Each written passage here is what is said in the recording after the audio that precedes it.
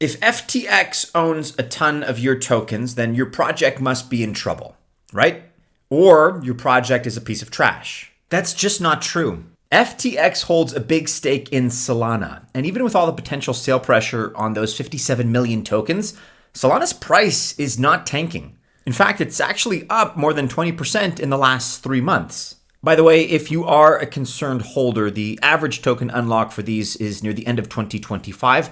That's according to Masari. And this is just one more piece of evidence as we see it that suggests for Solana, the worst is actually over. And not only that, but Solana also has the potential to outperform ETH as well as some other top crypto projects in the next 12 months.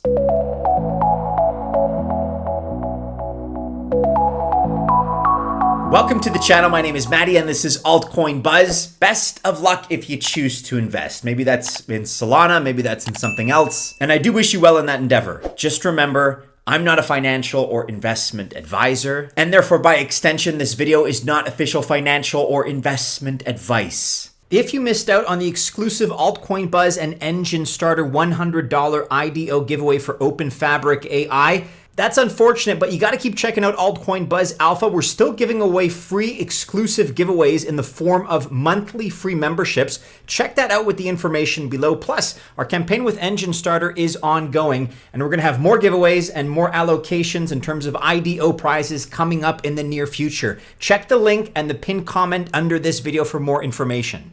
Okay, so to be specific here, why and how is Sol going to outperform Ether? Here's the thing. As many of you know by now, Sol, ticker SOL, is a VC chain, meaning there's a lot of money behind it. And we have mixed feelings about VC chains, to be honest. There are some positives, but there are some negatives. For example, they are in no way decentralized. That's kind of our biggest grievance. But that doesn't mean that they aren't useful. So for one thing, you can do lots of transactions very quickly and very cheaply there. And that's good on all kinds of levels, especially when trying to increase adoption for crypto around the world. But specifically, why and how will Solana outperform Ethereum? Well, for starters, if you believe in the future of NFTs, non-fungible tokens, whether it's collections, games, or things like tokenizing assets, then you should be looking at Solana more carefully. The amount of ETH used to pay for NFT sales has dropped down to 2021 levels. Not only is the market for NFTs not growing on Ethereum, but actually it's shrinking. And if you're plugged into NFTs and you know that space and you're watching this right now, then you know that most of this bear market, it's been the same pool of NFT buyers and sellers kind of selling to each other. It's been pretty incestuous, if I could use that term. And now that pool is even smaller. But that's not the case on Solana, because here the market is growing quickly. In Q3, Masari reports, for example, that Solana minted 45 million NFTs. That is a 316% increase from the previous quarter. And while most of the mints are free collections, it's still significant. Big ETH NFT projects could also add a free mint or a side project if they wanted, but they aren't because there's no interest there. That's the thing. And Solana's NFT community is growing while Ethereum's is shrinking, whether or not we're talking about free mints. It's plain and it's simple to observe. So therefore, let me ask you a hypothetical here. Which of these projects do you think is going to be stronger in a bull market? The one that's growing during a bear market or the one that's shrinking? And we can talk about NFTs, but that's not the only point I want to explore here. It is not just NFTs. DeFi TVL, that's total value locked, is growing on Solana as well. And that is also while TVL is shrinking on Ethereum. In the last 90 days, Sol's TVL is up 32%. That's all the way now to $368 million. That puts them in the 8th position of all chains. Ethereum, yes, is still the undisputed leader, but ETH's TVL is actually shrinking. In the last 30 days, for example, as you can see in this DeFi Llama chart, Ethereum's TVL is down 10.31%.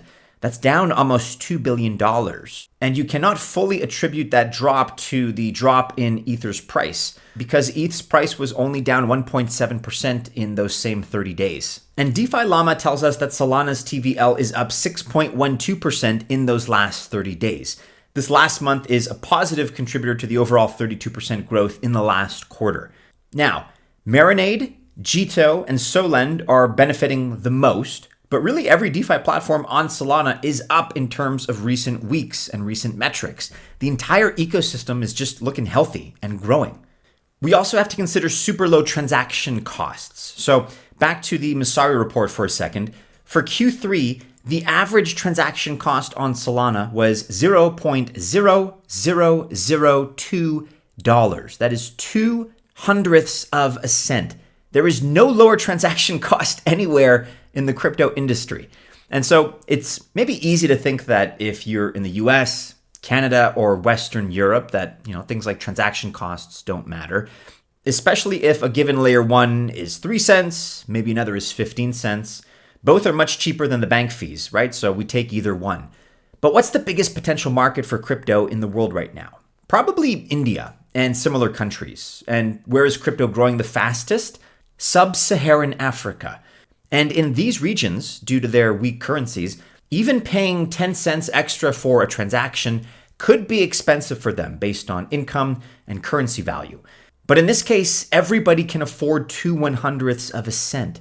And this is why low transaction costs are so critical to increasing global adoption.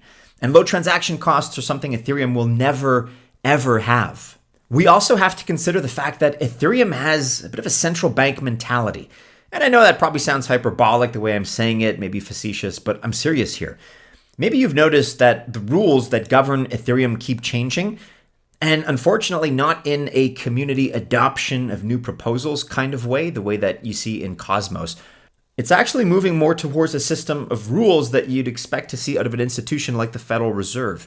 Vitalik, Joseph Lubin, the Ethereum Foundation, Consensus, all those who got the 70% pre-mine of Ethereum keep changing the rules in ways that benefit them, and not just the move to proof of stake either. And I gotta say, people are starting to notice. If you were in the very early ETH club, then none of this matters. And congratulations, by the way. But for the rest of us, they just don't seem to care what you think. They keep changing the rules while not really doing anything to make transacting easier, faster, or cheaper. Even some crypto influencers like Duo9BTC here, who is not a Bitcoin maxi, tend to agree. Solana does have its faults, especially with its heavy VC ownership, but it's not doing what Ethereum is doing here as far as rule changes, and it does seem to care more about its community. So those are my arguments for Ethereum, but can Sol also outperform MATIC? The thing is, Polygon is a different story because while it has its own chain, most of its work is in layer 2 solutions. And that means faster, cheaper, and more scalable transactions. And that means that Polygon is more competitive against Solana than Ethereum could ever be. In terms of DeFi, well, Polygon's DeFi has grown recently too, but not as fast as Solana's. And in the last month, like Ethereum, Polygon's TVL is actually down, 15% actually, while Solana's is up 6%. And then we have the matter of transaction fees, because fees on the Polygon network can go as low as 5/100ths of a cent, but also as high as about 20 cents. That is both reasonable and fair, especially since the base fee on Polygon is burned and validators only earn a gas portion of the fee. But that's still higher than Solana, and the range is much wider there. And in two emerging markets for crypto, like Cameroon and Colombia, the average monthly salary is under $300. That's for the month, $300 monthly. So even if inflation is low, the difference between a 10-cent transaction and a 2/100ths of a cent transaction is actually a big deal. We love Polygon, as you guys know. We're big fans of the project, especially the partnerships, and MATIC is something with a very bright future as far as we're concerned.